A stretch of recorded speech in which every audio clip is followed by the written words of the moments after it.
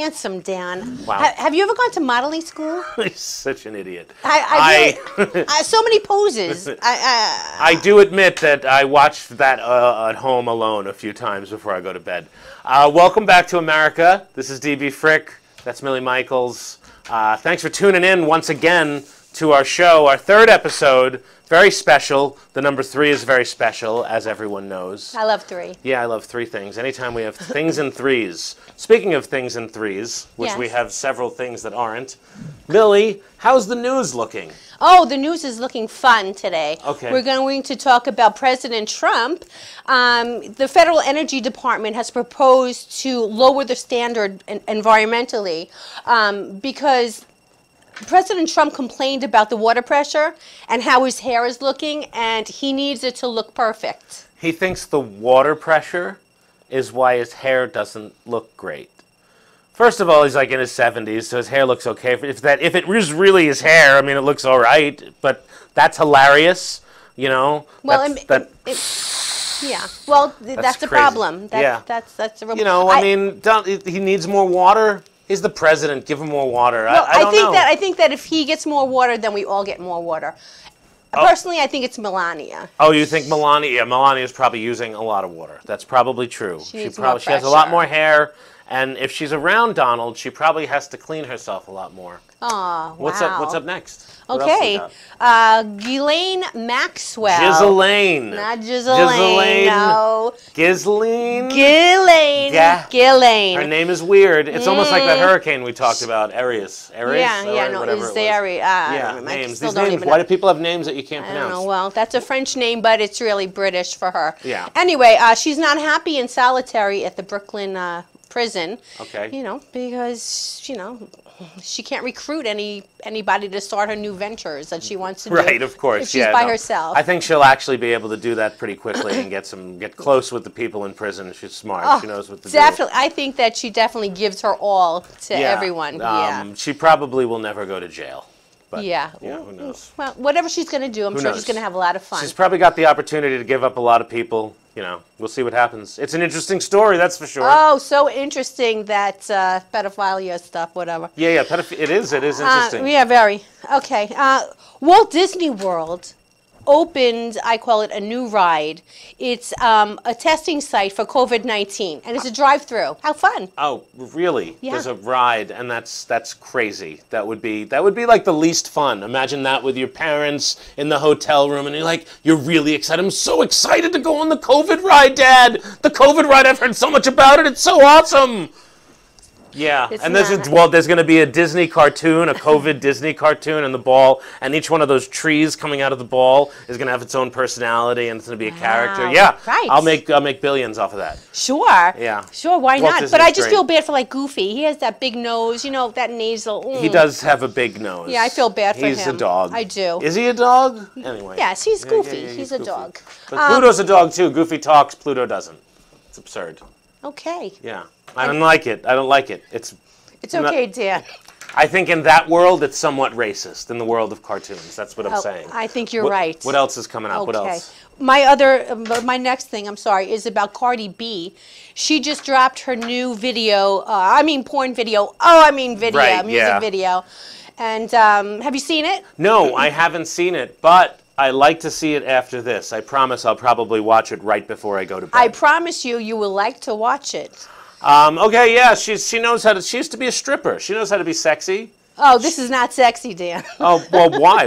Did something else happen? Well, I'm going to let you watch it. Okay. It's called WAP. W-A-P. I don't even know if that's called WAP. That's a terrible name. It stands for something that I can't say. Yeah, I'm sure it does. Oh, okay. All right, I'll look it up. Yeah, look it up. I think our audience will look it up too. I cannot say it. So they're interested. But what's happening is that she's getting in trouble for animal cruelty because of the big cats in the videos. Oh. You can't dress up big cats. No, the kitty's getting in the way. She probably lets the kitty out. You don't want to let She lets the kitty out. You don't want to let the kitty out. Yeah, Cardi B, she's like today's Madonna. No. She is the Madonna of today. Madonna was salacious. Everything she did was She's doing the same thing. Who else is doing it on that level that she's? No, this is nothing like Madonna. When you watch Madonna did the sex with the animal thing too. No, in her books. In what do you mean she did the sex? In the book Sex, she took naked pictures with animals. It was a book. This is and they made a big deal, and PETA came out against her then too. And they made a big deal out of Janet Jackson and her little thing showing there. Yeah. Well, wait and see as it gotta be. Okay, I look bigger forward. things coming out. Okay. I look forward. Here, that's one for you, Dan. Yeah.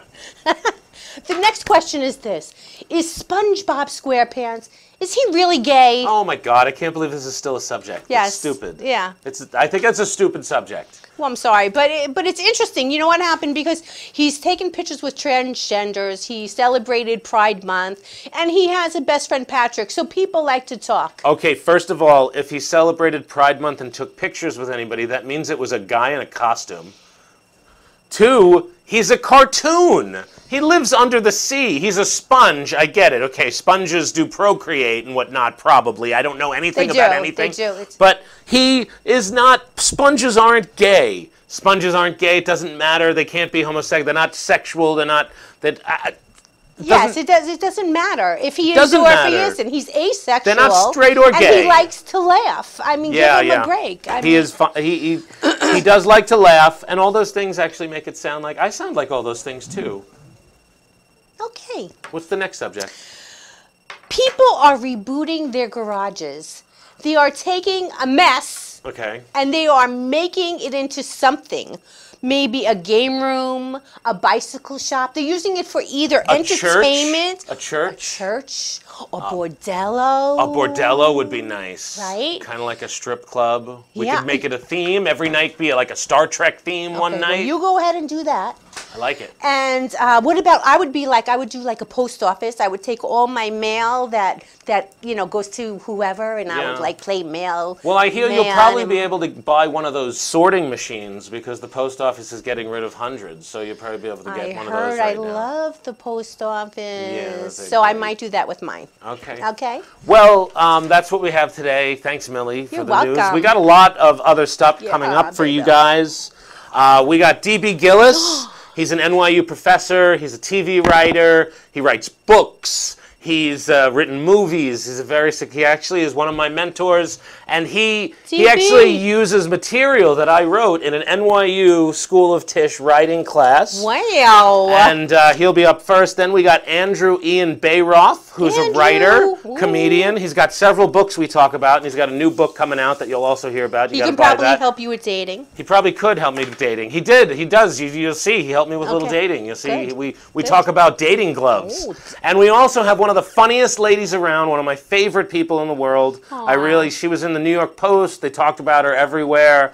Very funny. Talia Reese. Talia Reese. Yes. Yes. So thanks for coming down to Welcome Back to America. Woo, woo, woo, Thank you, Millie Michaels. Yes. You rock. Thank you, and, DB. Check out the rest of the show right after this. Right on.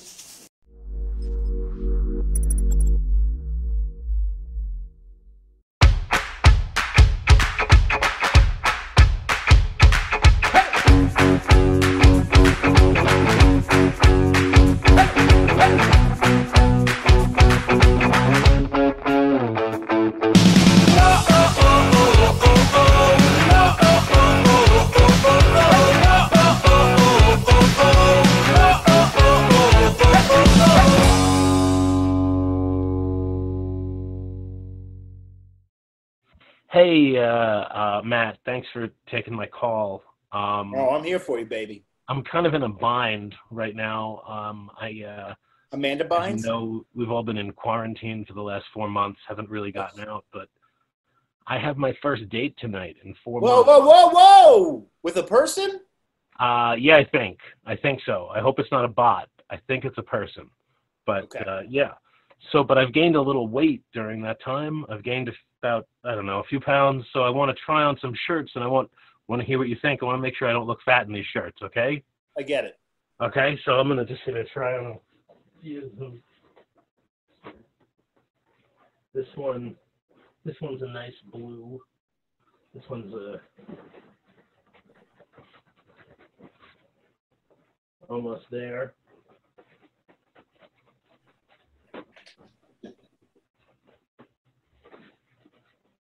It's not easy to get on a shirt that doesn't fit. Oh, yeah. There you go. Okay. Okay, so this one is, Yeah. It's classy. It's the David Taylor collection from Sears, so it's good stuff. Oh, that's classy and classic. Yeah. And Sears doesn't even exist anymore. But But Roebuck does, though. Roebuck does. That one, I would say it's summer. It's humid. You're going to walk into that date with pit stains, and the only way around that is to say that it's sanitizer. I'm just sanitizing my armpits because that's where a lot of my sweat escapes from. But I think you're better off with a different shirt where you could hide the pit stains. Let's look at this one. Okay, yeah. This one is like something I would have worn in high school, and I'm a nostalgia freak, and I think most women are too.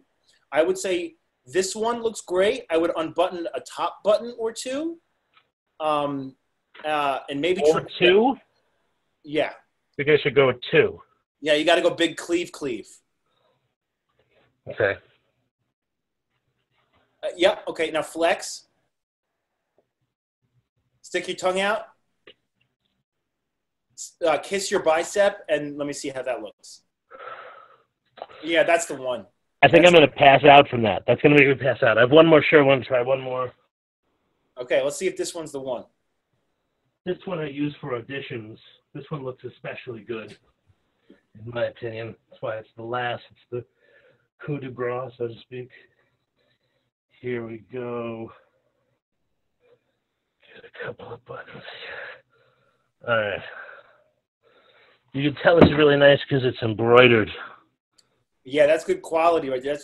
That's professional stitching. Some Italian man with a high pitched voice stitched that.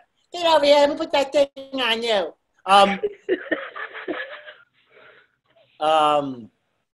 Yeah, that's the one. I would say maybe bring a sports jacket with you to just maybe cover up parts of your body. You know what? I'm going to try one more thing. I want to hear what you think about this one. We're just going to go with. What do you think about just the leather jacket? Yeah, that's full Fonzo or full Fonzie. You got to go full Fonzie on this date. You got to walk in and you got to hit the wall. Right. All right. So it's the leather jacket because it won't make me sweat too much. It'll make you sweat just enough. Just. It'll plant the seed of it'll plant the pheromone seed in the air. You're magical with your words. The pheromone seed in the air. Pheromone seed in the air. I like that. I'm gonna put that on a shirt. Thanks for your help today, Matt. I'm gonna come to you in the next couple of weeks with some more. Any day. If you want me to help you figure out what words mean in text messages, if you want, you got to keep dude wipes on you at all times. That's it. I appreciate that, Matt. Thanks a lot. You got it. I'll call you again soon.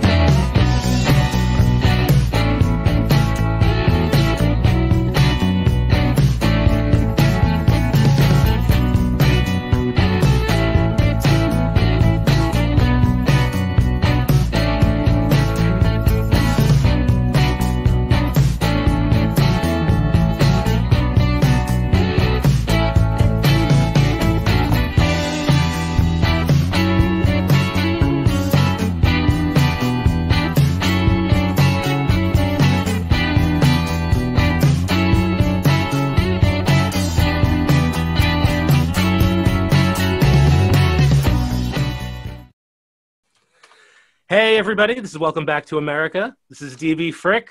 I'm here with a consummate comedic professional, someone who's been in this comedy game for, oh, man, can't even say, 40, 50 years, something like that. No, more like 30.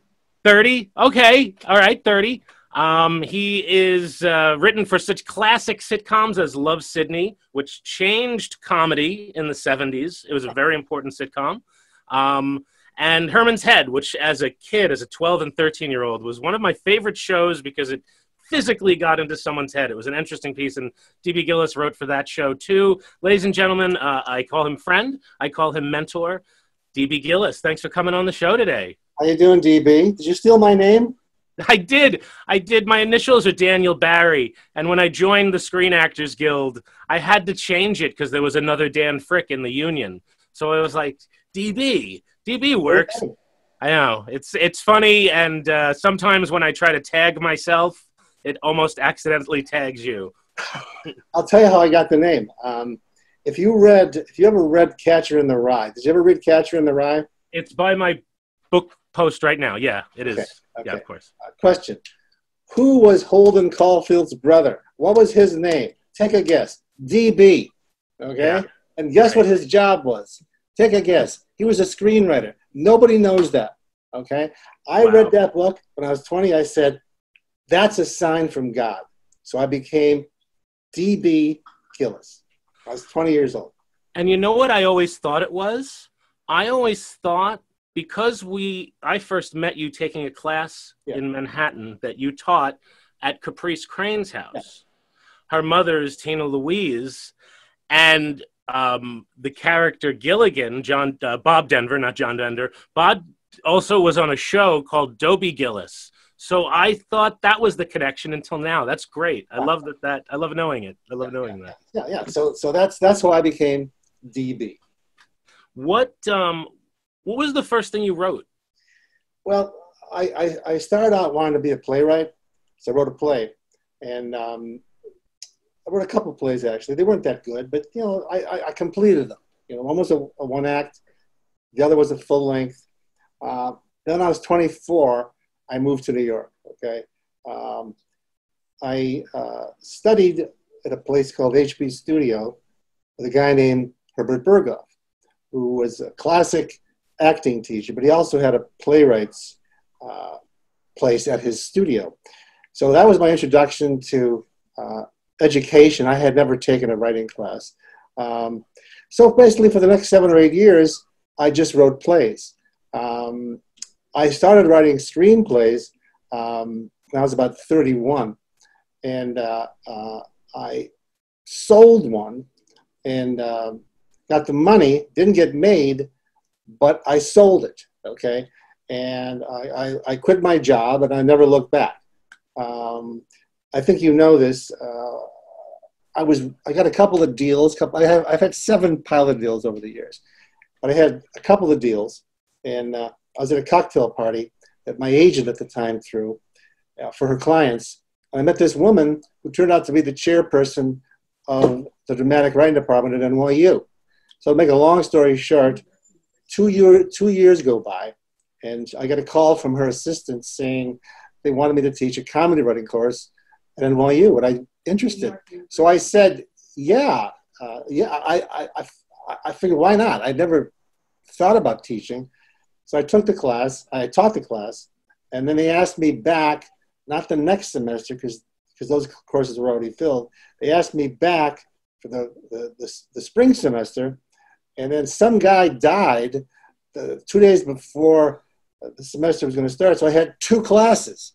So I went from teaching nothing to 2 classes, and as you probably know from college, at the end of every semester, the students have to evaluate the professor. So I got these great evaluations. And suddenly I had 2 classes. I lived about a 5-minute walk away. So I figured this is a good thing. So I never left. I mean, I was always writing, but I stayed at NYU as an adjunct. And then eventually I became a full-time professor. And that's where I am now, and I still am. How long ago was that? How long have you been teaching at NYU? Let's see, about 30 years. Wow. 30 years. Okay. I mean, 30 years, let's just say 15 as an adjunct and 15 as full-time. Wow. So that's like 1990. Yeah. I was in high school. I think I was just about to enter high school at the time. Who are some of your favorite film writers. I think I know what you're going to say, but I feel like William Goldman. I love William Goldman. Love him. He's my hero. I love him. I love his writing. I love his books. I love his novels. He wrote a wonderful book called Adventures in the Screen Trade, which is written like 35 years ago, but it's still relevant today. It's got different references, but the lessons he teaches are still relevant. I'm also a huge fan of Joe Esterhazy. Okay. Oh yes, great. I mean, he wrote Jagged Edge, one of my all-time favorite films. He wrote Basic Instinct. There's probably about 25 writers that I love, but some of these guys, maybe they only had one movie, right. One great script that I love. Okay, for example, I love The Graduate. Okay, I love the book. I'm one of the few people that read the book. Oh yeah, I know. I actually know that the main character looks nothing like Dustin Hoffman. That's right. Like a good-looking, blonde, tall guy. That's right. That's right. But Buck Henry wrote the screenplay. I love that screenplay. Buck Henry, one of my favorites. Buck Henry is one of the best. Buck Henry also wrote Catch-22. But there's a lot of screenwriters that whose work I really truly admire. Someone else, you were talking about something else that's still relevant. There's a book here that I have that you wrote 20 years ago. I originally bought when I was taking your class. Still relevant, still works. And you have many books. When I first met you, you were working on a book about George W. Bush in his first 100 days in office. That's right. That's how long ago it was, which I think about that. That's just so crazy. The screenwriting book was 2000. The Bush book was 2001. Okay. And that was when I pretty much got into writing books on screenwriting. My agent said to me, why don't you write a book on screenwriting? So I said, okay, sometimes somebody has to implant the idea in your head. So I wrote that one. Then I got an idea in 2004. All I had was the title. And the title was The Portable Film School. Everything you learn in film school without ever going to class. That's all I had was the title. But I did a 20-page proposal. My agent submitted it, and I got a deal like in 2 days. Okay, and that was published in 2005, so 15 years ago, and I still get royalties from that twice a year, substantial. Okay, and plus there've been other things I've published over the years, but the Portable Film School, that's the one that just keeps selling and selling, and which is great, which is very gratifying. Are you working on any books now? I submitted a book about a year ago that I really thought was a great idea. It was called 10,000 Screenplays, My Life as a Hollywood Script Consultant. Okay, but I gave it to my agent, and he said he didn't think it was filled with anecdotes, like the you and I were talking before about the agent I told you about. It was filled with unpleasant anecdotes about his career. And he said that he felt it needed more exercises on how to write screenplays. And that wasn't my intent. It was just to talk about some of the crazy experiences I had. So without an agent, you need an agent to submit it. So I put it away. I mean, all I had was a 15, 20-page proposal. So that's it. And I'm working. I just finished a new screenplay, which I'm not going to talk about, but it's the first script I've written in 5 years. And so I'm getting it out to a couple of friends for feedback, and we'll see what happens. I have a couple of other sort of little questions that are kind of off a little. If you had to have a superpower, what superpower would you pick? Oh, God almighty. Boy, oh boy. Probably the ability to rid the world of evil. I'm serious. That's good, of course. That's smart. You know, imagine what that would be like. Yeah, just to have a nice place. Yeah. And that's hard right now. Where do you see film going now? I mean, in the next 2 years, I think specifically are going to be really weird and different. And I feel like even like Broadway, I think that those are going to be only one-man shows, one-woman shows, one-person shows. I don't think they're going to be able to do much more than that. I actually got to do a review. I'm singular in this, that I got to do a review the last day of Broadway. Oh, wow. I was the only one that reviewed anything that night because nobody knew. It was like a Tuesday night or something like that. And I reviewed Hangman, the Martin McDonagh. And I was supposed to see that play. It was so good, and the cast, they did such a good job, and the cast at the end of the show was so sad. I saw them on stage. I was like, what's wrong? Why are they so down? And immediately when we got outside, we found out there's not going to be any Broadway. We don't know when it's going to be. Yeah. So where do you see it going? I think this. I think, as you said, in the next 2 years, there's going to be very few movies released theatrically. They'll all be on Netflix or Amazon Prime. I think that in 2 years, I'm assuming in 2 years, the virus will be gone. Things will return to normal. So let me answer the question this way. In my screenplay that I just finished, I do not have one reference to the virus because it takes 3 years at least if you get a deal before a movie's made. Okay, so unless you're writing something about the virus, there's no reason to mention it. Okay, because I think in 2 years, movies will be back to normal. I think Broadway will be back to normal.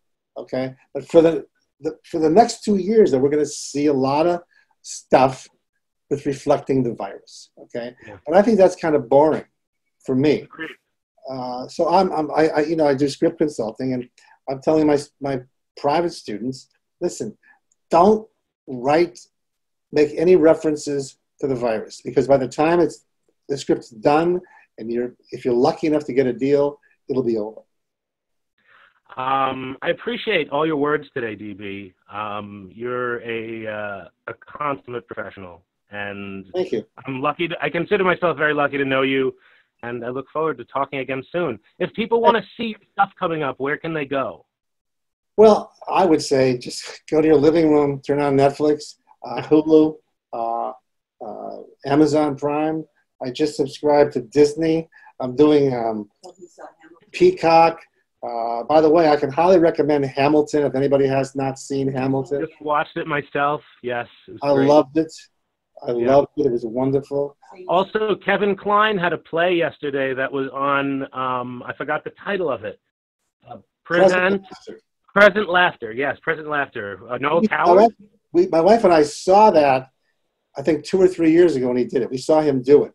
That's awesome. I'm glad I brought that up. I like knowing that. Yeah. Listen, life will go on. We'll all get through this, you know. Hopefully in 3 months, Trump will be gone, okay? And I think things will come back to normal eventually. I appreciate you coming here today. Thank you so much. My pleasure. Take care, DB. Gilles, welcome back to America. We'll be back right after this. Bye-bye. Awesome. Okay, we'll see you.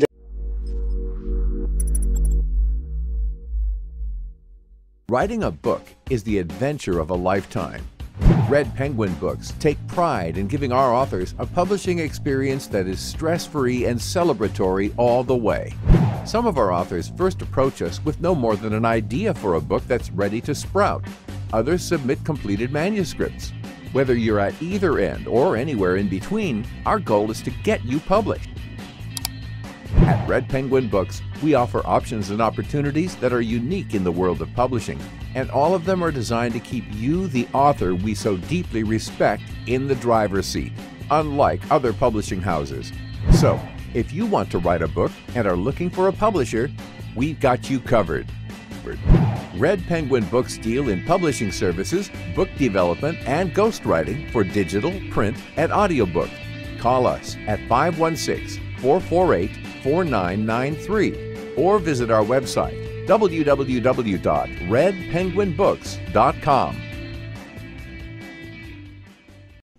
Hey, welcome back to America. This is DB Frick.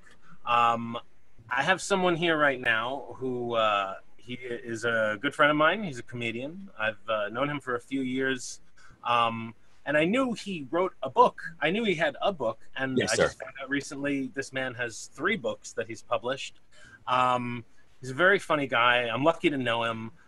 Andrew Ian Bayroff. So, Andrew, you've been going on stage for a while, and I don't know how many years. I think you've been doing it at least 10 years, almost 10 years you've been getting on stage. Collectively, I started in Houston, moved to LA, back to New York, probably like 13 years.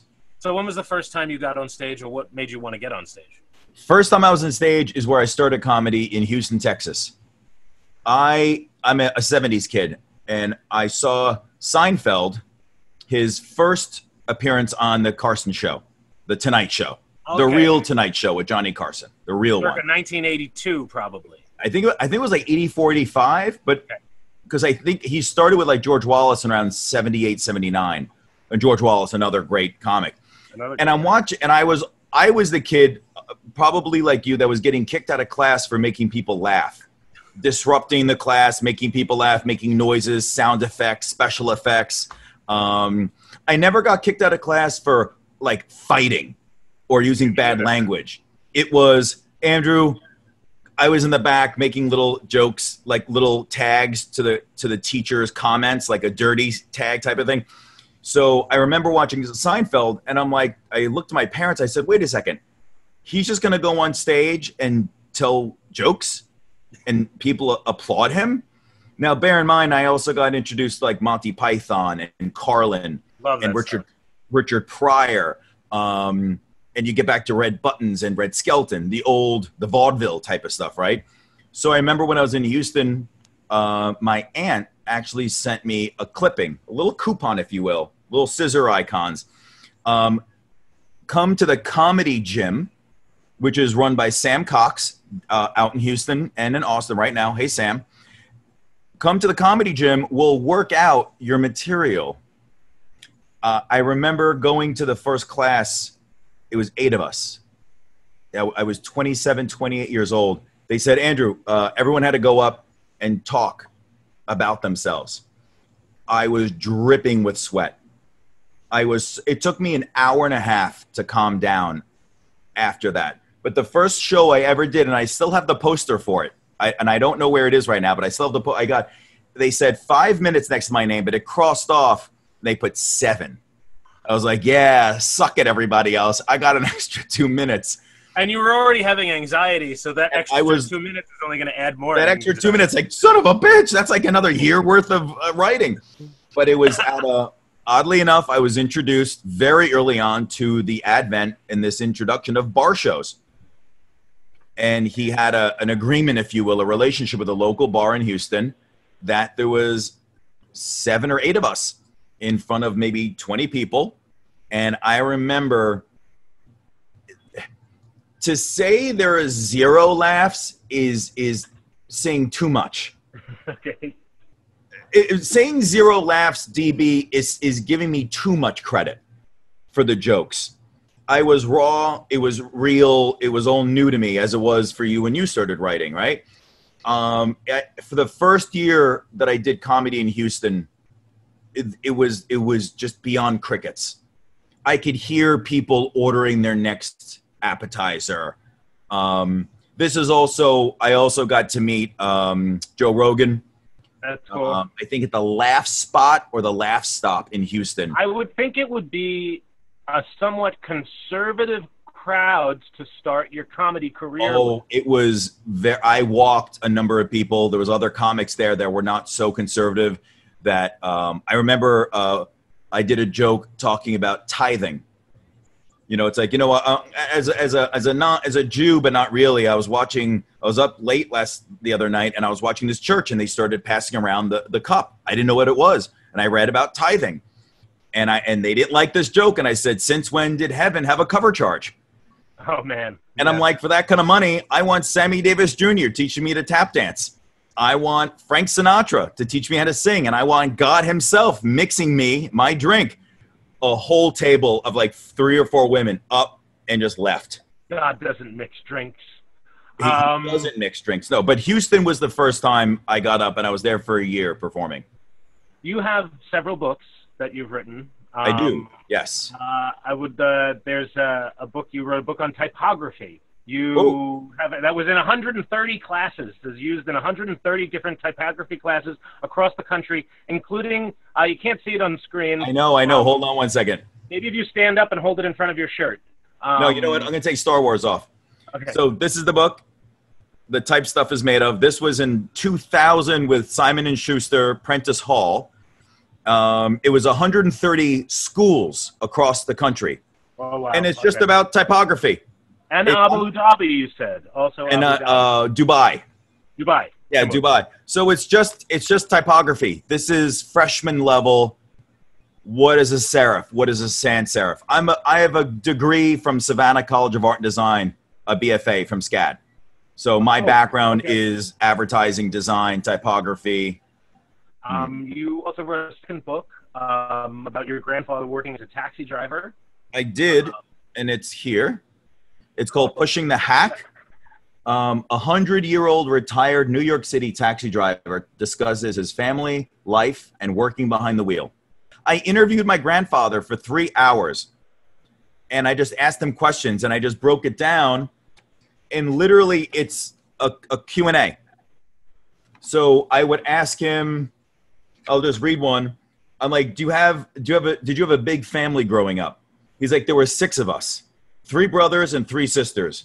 You got to the dinner table late? That's it, over. Sorry, pal, try tomorrow. You also wrote a third book about dating. This is my coveted book. Yeah, it's your coveted book. Check, please. It's called Check, Please, Comical Stories About Dating, Relationships, and the Horrible Things We Say to Each Other. Which is a great title. It's one of the best titles ever in the history of man. And this is, it's 18 of my stories about dating. And this is not a, and I've been accused of this. This is not a female bashing book, because there's women in there that give their perspective on men as well. I wanted everybody, gay, straight, black, white, everybody has a say, right? Everyone has bad dates. It doesn't matter who you are. I had a guy friend of mine saying, oh man, if it would be great if I was gay, I can just date guys. I'm like, you don't think gay couples have arguments? Right. So because you're you're a dating aficionado, and I'm actually going on my first date for the first time in like 4.5 months. Hello. I got some dating gloves, and I want to hear what you think about this, and I want you to see what pair you think I should wear on my date. The dating gloves coming out of Europe. That's a big trend I've heard. Yeah, this is big, especially with Corona going around and everything. And you got to stay safe, man. Got to stay safe. I wear 4 condoms every time I go out, just in case. You never know. You never know. So this is the first one. This is the first pair. Very OJ aggressive. Good collection. I hope not too aggressive. I wouldn't want to put her off on the first date. What I've heard is women like the gloves that you can see the knuckles. Oh, okay. They like the little circles where you can see the knuckles. Women love that. This next pair is sort of like that. It's very, very Han Solo. You know? Brown goes with everything. Logan's Run, maybe, but yeah. Mad Max. Yes. If you get in a car accident and you need to punch the glass out, you're set, my friend. Right. No, that's part of why I have them. And it's been very warm out, but I don't think that's going to matter. But then this is my favorite pair, but I don't know. You tell me what you think. I have to put the right one on. Here we go. And the knuckles are accentuated. Nice stitch work. And you can slam the table down. I want the bill now, good sir. Don't you talk to my date like that. You can be very assertive with these gloves. Look, it's almost Darth Vader. Who do you think you are? Oh yeah, this is very Darth Vader. Oh no, I'm sorry. I didn't mean to start. Oh wow. Okay, wow. I didn't realize. Please relax your. Woo! It's been a long time since I've done that. So you think these? I'm gonna go third one. My next book is all about gloves. Which one you should wear on a date? You do have another book coming out. You do have another book coming out. I do. Book, which is so impressive to me. This is my first novel that's coming out this year, and I'll give you a sneak preview. So this is the cover, and it's called Midpoint. Can you read What it? does it say at the bottom? I can't read the bottom, but I can read the book. Yeah, so it's called Midpoint, and the byline, I guess, I don't know if that's correct. Sometimes to have a future, you must embrace the worst about your present. It's a great line. That's something that should go on a shirt. Very quotable. Very quotable. I look forward to reading that. When does that come out? So it's being edited right now. I've been a professional editor that I'm working with and a proofreader. So I'm hoping to have this out. This has been being written for a long time, hopefully before the holidays.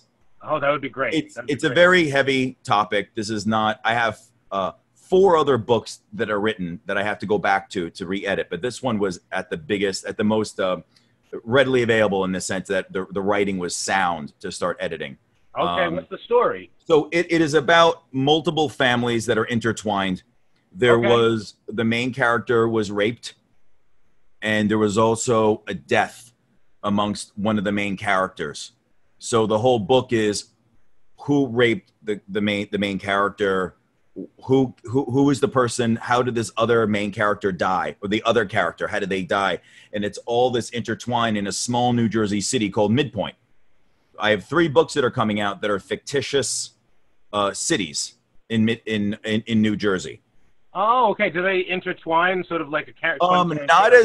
Not as much as people would think. They do reference each other. Okay. They do reference each other. So that's something. So let me see if I could read this real quick.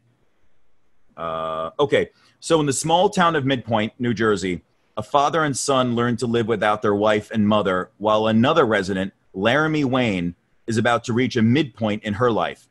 As she struggles with her overbearing father, carefree mother, and a secret yet to be revealed, Laramie finds solace in her younger sister, who seems to be immune to life's worries.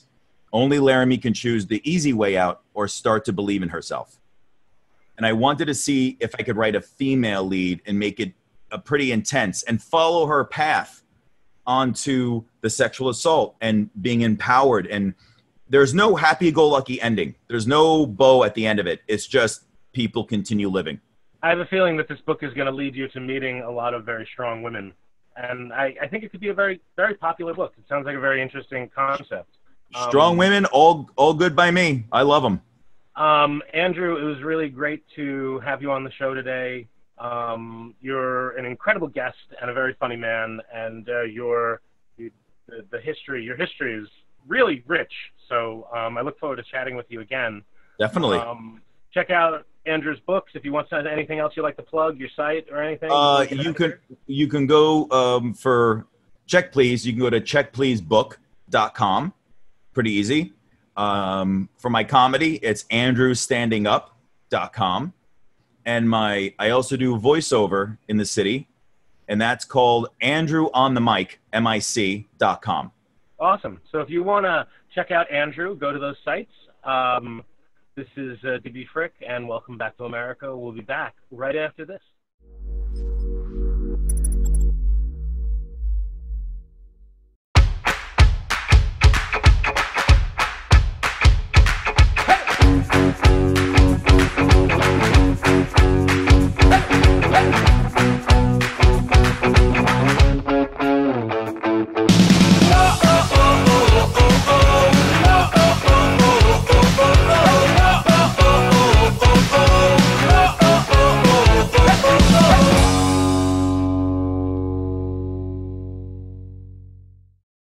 Me llaman Dan Pablo y hace más de 20 años me enamoré de una colombiana.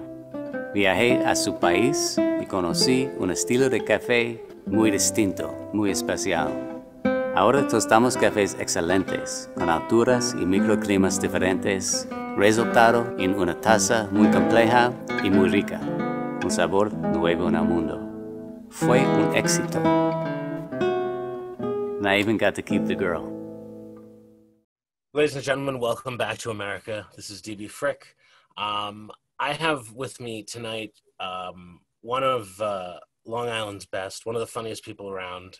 I'm lucky to call her friend. I've seen her on a bunch of shows recently that online. She just did a Zoom show. She's got a great story about a show she did recently. But Talia Reese is on the show today. Thanks for coming on, Talia. I'm really glad that you're here. I'm going to get right into it, right into the questions. But I want to know when the first time you got on stage was. Oh, actually, I was very fortunate. My very first time on stage, well, other than my parents' living room platform where I would sing, "Don't Cry for Me, Argentina," as a 3-year-old, which I just... Are there any tapes of that? What's that? Are there any tapes of that? Oh, gosh, there must be some home video, some crappy old... Yeah, that was when my parents knew, oh, she's going to be so annoying. So... That's great. But I couldn't take it. My middle school had no theater program. I mean, yeah, no. So I tried out for like our town library had their own drama program. So I tried out for this really obscure play, and I got the lead. So that was my first time. I was in 8th grade, and I played like the wife of an Army veteran who lost his arm. Like, it was super heavy drama. 8th grade, that seems a little heavy for 8th grade. It was a little heavy, but that's why I remember it. My high school did an all-white version of A Raisin in the Sun. I feel like that's the opposite of what school should be doing. But yeah. It was in Locust Valley, so it was a. There you go. School. Local humor. Yeah. Who do you like to watch as a comedian? What comedians do you like to see? Who inspired you? Who do you like to? Well, I mean, Joan Rivers was my inspiration. Forget it. I love the just punchline every 10 seconds. That, constant misdirection, a little scandalous, tackling material maybe 9/11, rape jokes, all that stuff. And I'll just admit it. Louis C.K. kills me. He's just hilarious. I mean, some of the guys that have been Me Too, what can I say? They crack me up. Right. What are you going to do? But I love his comedy. But I love John Mulaney. I love his storytelling and how he's a favorite. I love John Mulaney. And Amy Schumer kills me. I swear, God, hopefully we'll be close friends one day. I did a show at the synagogue where she grew up, so that's where my career is. And I live like a half a mile away from where she grew up in Rockville. This Baldwin or Rockville Center. Yeah. She's really from that part of Rockville Center, but yeah. Yeah. And so the women, it was for this Temple Sisterhood, and they're like, there's nothing like sitting at the pre-dinner before I'm supposed to do the show and having all the women say, oh, Amy Schumer went here for Hebrew school. This is where Amy Schumer went. And I'm like, do you want me to talk about my pussy? Like, this is a temperature. Like, why are we so, let's calm down about the Amy Schumer stuff right now. Well, I said another thing that I said today, and I know we're interviewing you, but one of the things that I've done my whole life to compensate for racism, and I've really done this, is if I see a moment to hold the door for a black person, I do. And I feel like I've done my part. Like, that's the best that I can do, is hold the door open for someone. Like, really, on any day. Even if it's like a 6'6", professional basketball player, you'll still hold the door, huh? Sure. Yeah. Yeah, sure. I'll let him hold the door for me, but it's different. You do you. That's different. I have this next question is a 2-part question. I'll ask both. Are men funny? And why do they ruin everything?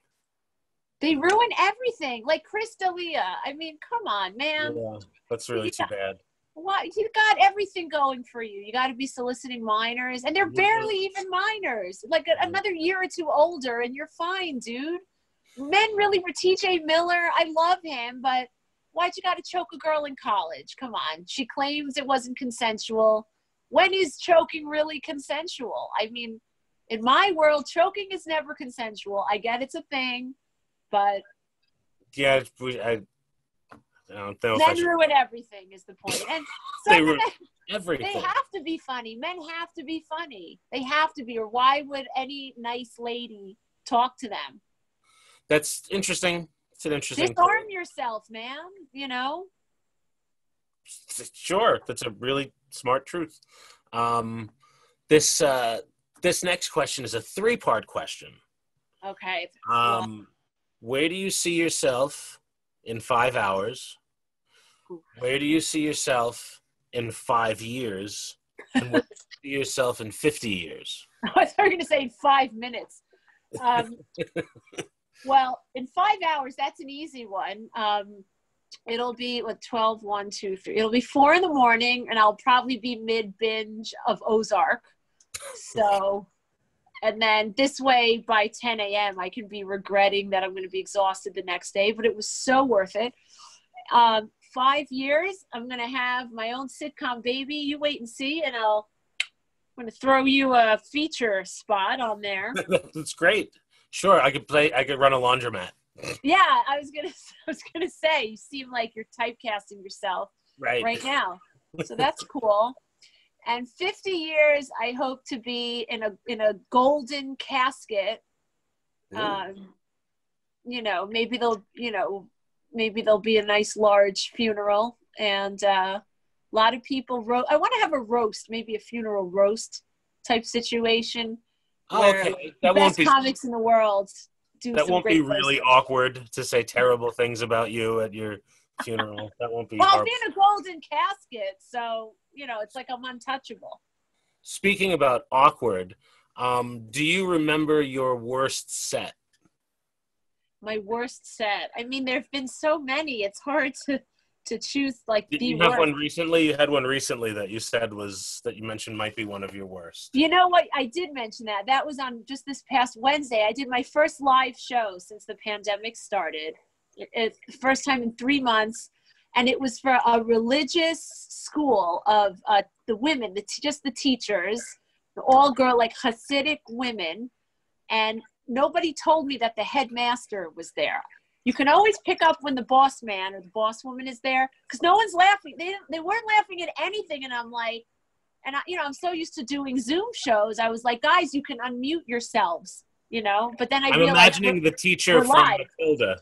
The teacher from Matilda. Remember that movie? Yes. She was like, so I finally zeroed in. I've never been heckled with so many God forbids in my life. And were they in English? It was in Hebrew, actually. So right. The way you say it in Hebrew is chas v'shalom. So I would say, for example, I've had 2 failed marriages. Chas v'shalom. Like, let me get to the punchline, right? I'm still in one of them. Like a vault. I mean, they couldn't deal with the uncertainty, with the sorrow of the premises. It's like bringing the characters from A Handmaid's Tale to a comedy show. Like bringing them all to a comedy show would just be really awkward. Well, I felt bad. It was this one woman, Chaya Sarah, who's ruining it for the rest of the teachers. You could see like they really wanted to laugh, but then they're afraid they're going to lose their jobs. So it was really awkward. I ended up just playing to this Chaya Sarah all night. I was like, so how was that one, huh? And she's like, I totally gave her too much power. She's like, I'd give that one a 5. I'm like, get out of here. Oh, that's not nice. That was it was really when all you've done are Zoom shows and then you're doing a live show, but you wish you were back on Zoom. That's how you know. That's really funny. Yeah, but I got my money, and so there's that. There's that. I'll go buy a nice new bag. How many bags do you have? How many bags do you have? Oh, I need a new spring summer bag. I'm not even like such a Sex in the City. I need my my shoes, my bags, but I have been saving up for a Gucci bag. Oh, good for you. Okay. Yeah. Gucci for you. Whatever. It's my daughter. It's all my daughters. They're like, you're the only mom who doesn't have a Gucci bag, and like that's so not even true at all. I think she says that to you, and then you find yourself thinking about that. Like, am I not in the inn? Yes. Every time I'm getting heckled, chas v'shalom, I'm just like, Gucci bag, Gucci bag, Gucci. Well, I want to wrap it up with a couple of quick things. These are 2 quick questions. One, I think, tell the truth. Do you really hate your kids? No.